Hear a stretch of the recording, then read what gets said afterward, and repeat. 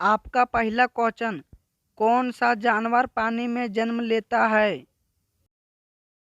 Option A हाथी, B घोड़ा, सी बंदर, डी दरियाई घोड़ा।